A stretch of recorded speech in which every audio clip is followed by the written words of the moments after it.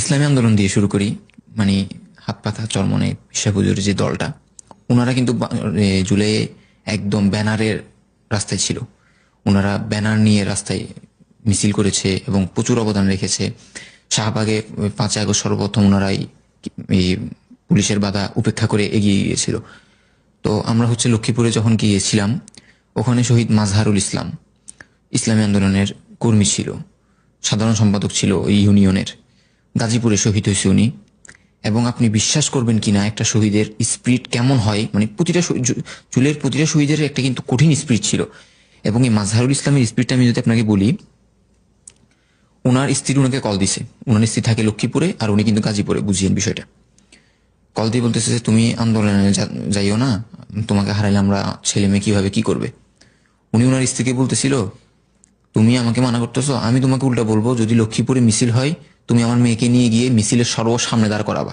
এবং যদি গুলি করে, বুলেটের সামনে যেন সে দাঁড়ায় এবং যেন সে শহীদ হয়, যাতে আমি নিজেকে শহীদের বাবা হিসাবে বলতে পারি। আর যদি লক্ষ্মীপুরে মানে মিছিল না হয়, তোমাদের যাওয়া না হয়, তাহলে আমি যাচ্ছি, আমি যদি শহীদ হই, আমার মেয়েরা এবং তুমি যেন আমাকে শহীদের বাবা এবং শহীদের স্বামী হিসাবে পরিচয় দাও। মানে শহীদের স্পিরিট আপনি বুঝেন কিন্তু। শহীদ মাজহারুল ইসলাম ইসলামী আন্দোলনের কর্মী। এবং আপনি বিশ্বাস করবেন কিনা জানি না, 5ই আগস্ট যখন গাজীপুরে কিন্তু 5ই আগস্ট রণক্ষেত্র হয়ে গেছে। গাজীপুর খুব আন্ডাররেটেড একটা জায়গা আমার মতে।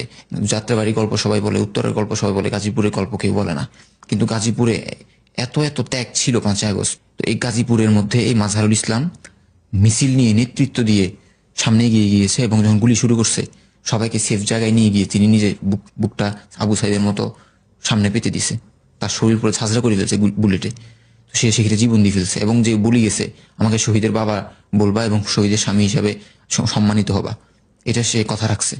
ইসলামী আন্দোলনের শহীদদের স্পিরিট এটা ছিল।